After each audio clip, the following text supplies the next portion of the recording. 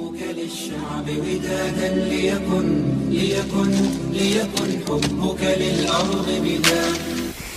ليكن يومك للشعب ودادا ليكن حبك للأرض مداد. قلم أنت فكم عبرت عنها وبنيت المجد أطوادا شداد.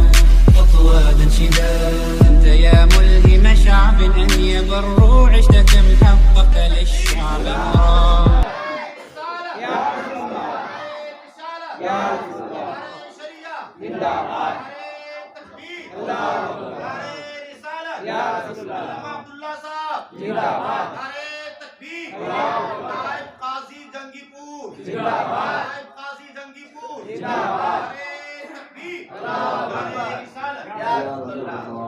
दूसरी बात मैं यह कह रहा था कि मान लिया कि हमारे मौलाना अब्दुल्ला साहब हैं, कहीं चले गए, इस जरूरत के पेश नजर क्या करेंगे? तो अब वो सोचे मैं अपना किसी का नायब बनाऊं या किसी को उस जगह मुतय्यन कर दूं। तो बजाय इनकी परेशानी को दूर करने के लिए नायब मुआविन की हैसियत से हाफिज कारी अब्दुल रहमान साहब को मुतय्यन किया जाता है, ताकि ये आपके साथ रहेंगे, आप मुआवनत करते रहेंगे, मदद करते रहेंगे। इसलिए मुआविन काजी के नाम पे हजरत कारी हाफिज मुआविन काजी अब्दुल रहमान साहब को जो मुतय्यन किया जाता है। और अल्लाह तबारक व तआला इन दोनों हज़रात की जिंदगी को बड़ा फरमाए और अल्लाह ताला गुयूर के बदनज़री से अल्लाह ताला इन्हें महफूज फरमाए और अल्लाह तबारक व तआला इन्हें दारुल शरिया की हिमायत करने और शाह को बेहतर तरीके से चलाने की तौफीक अता फरमाए।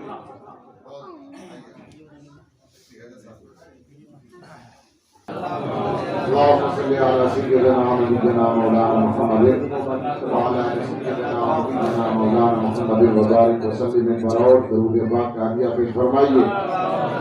اللهم صل على سيدنا जद्दिल हसन वल हुसैन وعلى آل سيدنا जद्दिल हसन वल हुसैन वबारिक वसल्लिम सलातन व सलामन अलैका या रसूल अल्लाह सल्लल्लाहु अलैहि वसल्लम।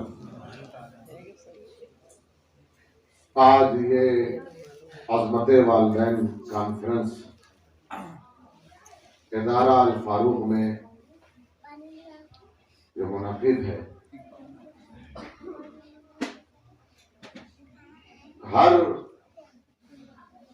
जलसे का एक मकसद होता है। आज के प्रोग्राम का जो असल मकसद है वो इसाले सवाब के साथ साथ आपको ये समझाना और बताना है कि हम दीन इस्लाम को मानने वाले हैं और इसी बुनियाद पर हम मुसलमान हैं। और अल्लाह ने भी यही फरमा दिया कि इस्लाम के अलावा कोई और दीन अगर कोई पसंद करेगा तो उससे वो हरगिज कबूल न किया जाएगा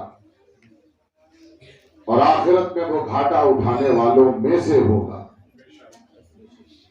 मालूम ये हुआ जो इस्लाम से हटा वो खसारे में है, नुकसान में है, और जो इस्लाम से जुड़ा वो फायदे में है। और उस फायदे की दलील ये है, जब तक जिंदा रहते हैं तब भी फायदा, मर जाते हैं तब भी फायदा। जिंदा रहते हैं तो कलमा पढ़ करके फायदा, मर जाते हैं लोग इसाले सवाब करके फायदा पहुंचाते हैं। तो यहाँ फायदा ही फायदा है। दीन इस्लाम याद रखिएगा, इसे समझना जरूरी भी है, लाजमी भी है। हमने कलमा पढ़ा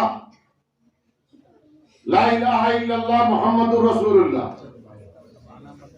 जब तक कलमा नहीं पढ़ा था इस्लाम ने एक ही मुतालबा किया, बस कलमा पढ़ो। कलमा पढ़ा, जुबान से कलमा पढ़ा, दिल से उसकी तस्दीक कर दी, मुसलमान हो गए। अब कलमा पढ़ने के बाद कलमे के तकाजे सामने आ गए। कलमे के तकाजे अब आए, अब कलमा पढ़ने के बाद हुक्म हो रहा नमाज भी पढ़ो। जब तक मुसलमान न हुए कोई नमाज पढ़ ले, वो नमाज किसी काम की नहीं, वो रोजा किसी काम का नहीं, वो हज किसी काम का नहीं, वो ज़कात किसी काम का नहीं। लेकिन जैसे ही कलमा पढ़ लिया, मुसलमान हो गए, अब हुक्म हुआ नमाज पढ़ो। नमाज पढ़ा, फायदा शुरू। रोजा रखा, फायदा शुरू। यानी नामे अमल में अल्लाह ताला हुक्म देता है नेकियां लिखना शुरू कर दो। तो ये कलमे की डिमांड है। कलमे की डिमांड ये है, कलमे का तकाजा ये है। कलमा पढ़ लिया, इबादत करो। कलमा पढ़ लिया, रोजे नमाज वाले हो जाओ। कलमा पढ़ लिया तो साथ ही साथ ये भी हुक्म है कि देखो इस्लाम का हुक्म क्या है। तो इस्लाम ने कहा, जैसा कि ताहिर मियां ने कहा, रास्ता कोई नहीं उनकी शरीयत के सिवा। तो ये कलमे की डिमांड है, कलमे का तकाजा है। रास्ता एक ही है, क्या? वो शरीयत है। रास्ता क्या है? शरीयत है। शरीयत क्या है? फरमाने खुदा, फरमाने रसूल। उसी शरीयत को समझाने वाली जगह का नाम दारुल शरीयत।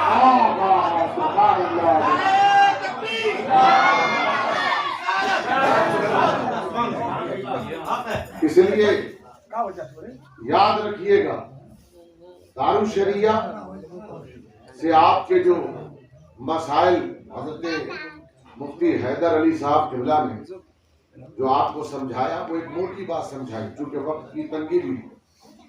वो बात ये समझाई कि भाई घर के मसाइल में खास तौर पर जब रिश्ते खराब होते हैं तो नतीजा ये निकलता है कोर्ट कचहरी होती। जब कोर्ट कचहरी होती है तो आपका माल भी जाता है, और जाहिर सी बात है कि जिसकी बेटी होती है उसके नामूस पर भी, इज्जत पर भी असर पड़ता है। दारुल शरिया इसी काम, किसी इज्जत को बचाने के लिए आप दारुल शरिया में आए। दारुल शरिया के मुफ्तियाने किराम से राब्ता किया। इस वक्त जो फतवे की मसले को हल करने में दारुल शरिया के हमारे सदर मुफ्ती हजरत मौलाना हैदर अली साहब हैं, लेकिन तमाम तर जवाबात हमारे मुफ्ती सद्दाम हुसैन साहब किबला, ये आपको जो भी सिर्फ इसके यानी रिश्ते के सिवा शरीयत से रिलेटेड, शरीयत के ताल्लुक से कोई भी मसला आपको पूछना है, आप पूछिए तो आपको 1 दिन 2 दिन 3 दिन में इंशाअल्लाह जवाब मिल ही जाएगा। मुफ्ती साहब ने जो बताया आपको, मुफ्ती हैदर अली साहब ने, वो खास तौर पर उस बात को बताया जो पंच लाइन दिया कि दारुल शरिया के कयाम की जरूरत क्या, मौलाना अब्दुल्ला साहब की नियाबत की जरूरत क्या। यहाँ पर नायब काजी की हैसियत से मौलाना अब्दुल्ला साहब है। मसला घर में पैदा हुआ, अल्लाह करे किसी घर में ना पैदा हो, लेकिन अगर कोई मसला पैदा हो गया बिलखुसूस रिश्तों के दरमियान, अब उसका हल चाहिए। जब आप हल चाहेंगे तो उस वक्त आप सोचेंगे क्या किया जाए, किससे राब्ता किया जाए। तो ऐसी सूरत में पहले क्या होता था, पटना में ही सिर्फ एक इदारे शरिया था और उसके सिवा यहाँ कुर्बो जवार में कहीं कोई इदारे शरिया नहीं। किसी जमाने में फिरंगी महल था, वो भी खत्म हो चुका है। फुलवारी शरीफ नहीं, ये इदारे शरिया फुलवारी शरीफ भी है, और इदारे शरिया ये पटना में है जो अल्लामा अरशदुल कादरी साहब ने कायम किया था। बल्कि मैं जब गया था वहां पर तो उन्होंने खुद बताया कि 1984 में एक मसला चश्मे रहमत से फतवे का जवाब दे सकते हैं, लेकिन मसले को हल करना और फिर हुकूमत भी उसे माने, ये हर एक के इख्तियार में नहीं है। दारुल शरिया जो गाजीपुर है मौजूदा वक्त में अल्हम्दुलिल्लाह वैसा रजिस्टर्ड हो गया है, इसका फैसला हुकूमत भी मानती है। ये बड़ी कोर्ट भी इसे एक्सेप्ट करती है। तो अब ऐसी सूरत में अब आप सोचेंगे कि भाई हमारी कोई परेशानी सामने आ जाती है तो हम किससे राब्ता करें। तो जंगीपुर में वैसे तो माशाल्लाह अलग अलग इलाकों में नायबीन तैयार किए जा रहे हैं कि हर जगह लोग मौजूद रहें। यहाँ पर नायब काजी की हैसियत से मौलाना अब्दुल्ला साहब है। अच्छा ये काम करेंगे, इनके खून में काम है। ये मौलाना असरारुल हसन के साहबजादे हैं, वो भी सारी जिंदगी काम करते रहे, हमें उम्मीद है ये भी सारी जिंदगी काम करते नजर आएंगे। इसीलिए ये जिम्मेदारी वाला काम था, लेकिन जैसे ही इनका नाम लिया गया, इनसे कहा गया, फौरी तौर पर इन्होंने सर झुका दिया। जब सर झुका दिया, हम लोगों ने भी पगड़ी बांध दी। तो सर झुकाने की देर होती है, जब अमामा सर पर आ जाता है। जो सर अकड़ जाता उसके सर पर अमामा नहीं आता, जो सर झुकता है उसके सर पर अमामा आता है, उसके सर पर ताज रखा जाता है। तो ये है, अल्हम्दुलिल्लाह। इनसे राब्ता कीजिए, और आपको इनसे राब्ता करना पड़ेगा। और एक आपके जंगीपुर में ऐसा शख्स है, वो आपसे ही राब्ता कर लेगा, उसका नाम हाफिज अब्दुल रहमान साहब है। उस राब्ते का असर देखे माशाअल्लाह। इदारा अल फारूक में इस वक्त माशाअल्लाह जिस तरह आपकी आमद हुई है, अल्लाह ताला आपको सलामत रखे। याद रखिएगा, अब मकसद ये है कि जहां पर तालीम और ताल्लुम का सिलसिला चल रहा, बच्चे कुरान पढ़ रहे हैं, कुरान याद भी कर रहे हैं। अब दारुल शरिया के जरिए शरीयत के मसाइल भी हल होंगे, और इस्लाम को मानना जरूरी, इस्लाम को कबूल करना जरूरी, तभी फायदा है, और इस्लाम को समझना भी है। अब आप सोचेंगे इस्लाम को कैसे समझा जाए, इस्लाम क्या है, उसको समझने का मीटर क्या है। अब आप देखें, हमारे अंदर है रूह, हम इस रूह को कैसे समझे। रूह को समझाने के लिए अल्लाह ने हमें बदन दे दिया, अल्लाह ने बदन दे दिया। कान के जरिए पता चला रूह सुनती है, आंख के जरिए पता चला रूह देखती है, दिमाग के जरिए पता चला रूह सोचती है, कदम के जरिए पता चला रूह चलती है, हाथ के जरिए पता चला रूह पकड़ती है, जुबान के जरिए पता चला रूह बोलती है। यानी कि अंदर जो रूह है उसका तारुफ जिस्म के जरिए हुआ। जो चीज नजर ना आए, जिसका मटीरियल कोई वजूद ना हो, उसे मटीरियल के जरिए मटीरियल वर्ल्ड में, मादी दुनिया में समझाया जाता है। हमारी रूह नजर नहीं आ रही थी, जिस्म के जरिए समझाया गया। इस्लाम किसी शक्ल में नहीं, उसे समझाने के लिए भी कोई सूरत चाहिए थी। जिस तरह रूह को समझाने के लिए जिस्म को सामने रखा गया, जिस्म के जरिए समझाया गया, उसी तरह इस्लाम को समझाने के लिए मुस्तफा को सामने रखा गया।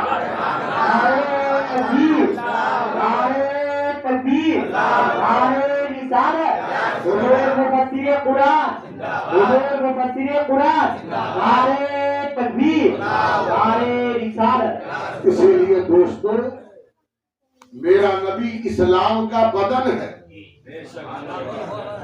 मेरा नबी इस्लाम का बदन है, मेरे नबी का वजूद इस्लाम का वजूद है। वो बोले तो इस्लाम, वो चले तो इस्लाम, वो पकड़े तो इस्लाम, वो सो जाए तो इस्लाम, वो उठे तो इस्लाम, वो मदीने में है मदीने में इस्लाम, वो मक्के में है मक्के में इस्लाम, वो ताइफ में है ताइफ में इस्लाम। पूरा वजूद इस्लाम। याद रखिएगा, पूरा वजूद इस्लाम। और याद रखिएगा, इस्लाम को समझाने के लिए, इस्लाम को समझाने के लिए उसी नबी का फरमान चाहिए। वही इस्लाम है, उसका वजूद इस्लाम, उसका बोलना इस्लाम। और इस्लाम समझ में तभी आएगा जो नबी बोले वो समझ लो। अच्छा, नबी जो बोलता है, दो चीजें उसी के जुबान मुबारक से वजूद में आती है। जुबान एक है, कह दे कि कुरान तो फिर कुरान। जुबान एक है, कह दे मैंने कहा तो हदीस, वो है रसूल का फरमान।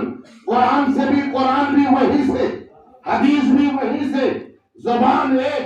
अब आप देखें, अजीब बात है, मा यंतिकु अनिल हवा इन हुवा इल्ला वहयुहा। वो अपनी ख्वाहिश से नहीं बोलते, जो बोलते हैं वही इलाही है। बोलना ये नहीं कहा, यानी हुजूर के मा यंतिकु यंतिक आता है लफ्ज नुत्क से। नुत्क से, नुत्क का माना क्या है? कोई बात भी मुंह से निकले, कुछ भी मुंह से निकले उसे नुत्क कहा जाता है। हर चीज लफ्ज नहीं है, मगर मुंह से जो निकले वो नुत्क है। मतलब लफ्ज तो जब कोई चीज वजूद में आए और आप उसे समझे तो लफ्ज है, लेकिन कोई चीज अगर उह आह की आवाज निकले ये लफ्ज तो नहीं है मगर नुत्क है। अब आप समझे, मेरा नबी जो भी इसके मुंह से निकलता है वो वही इलाही है, अल्लाह की मर्जी से। क्या समझे? यानी कि अगर पैदा होने के बाद उसने पहली बार माँ कहा, वो भी खुदा की मर्जी से कहा।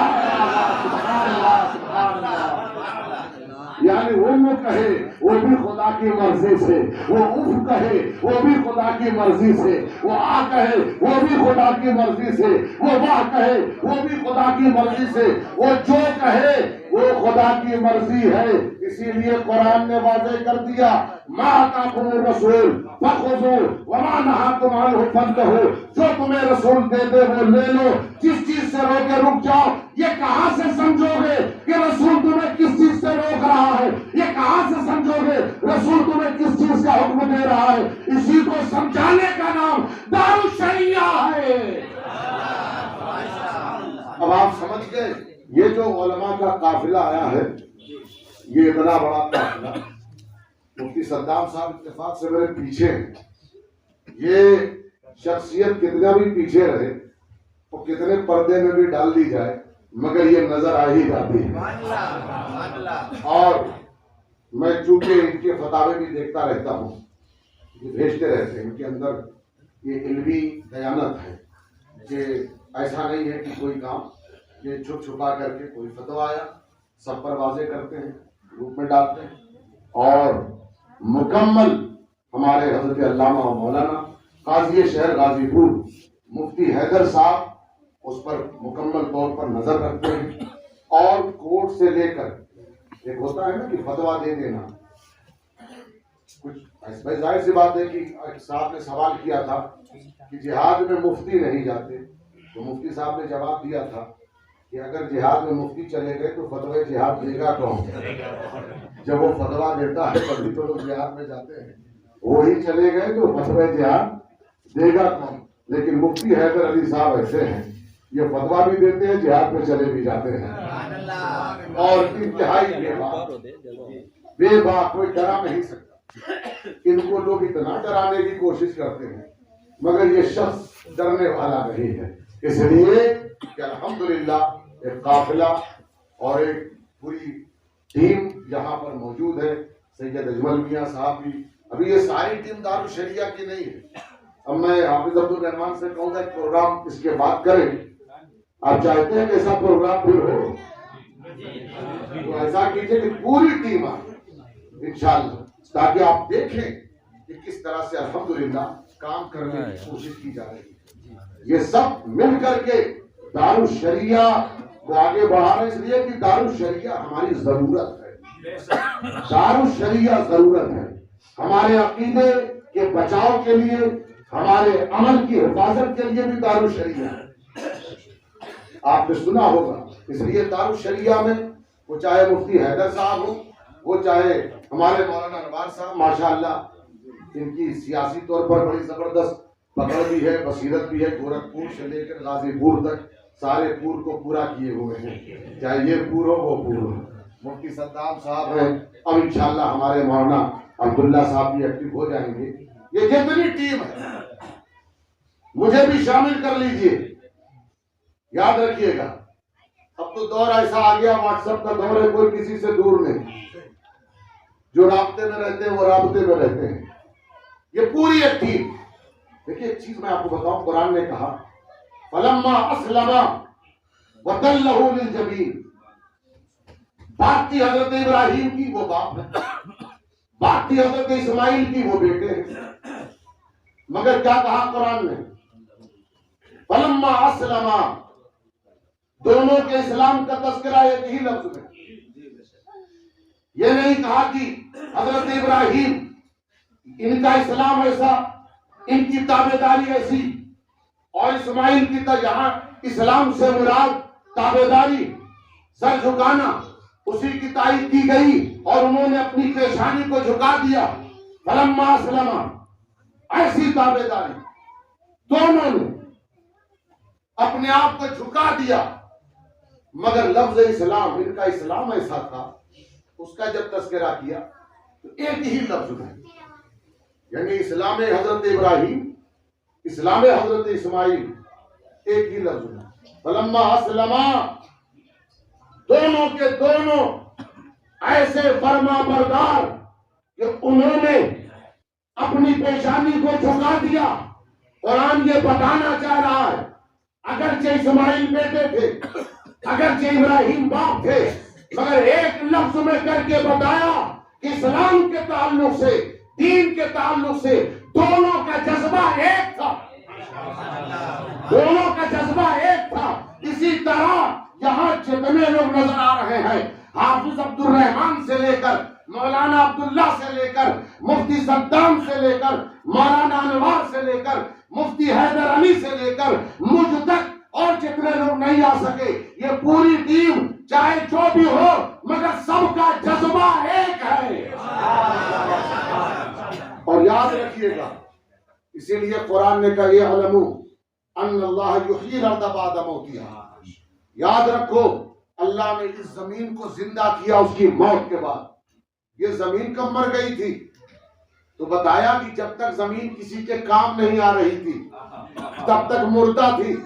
जब इंसान आबाद हो गया, इसके अंदर खेती होने लगी, जब खेती होने लगी लोगों को रिस्क मिलने लगा, और जब जमीन दूसरों के काम आने लगी समझ लो जिंदा हो गई।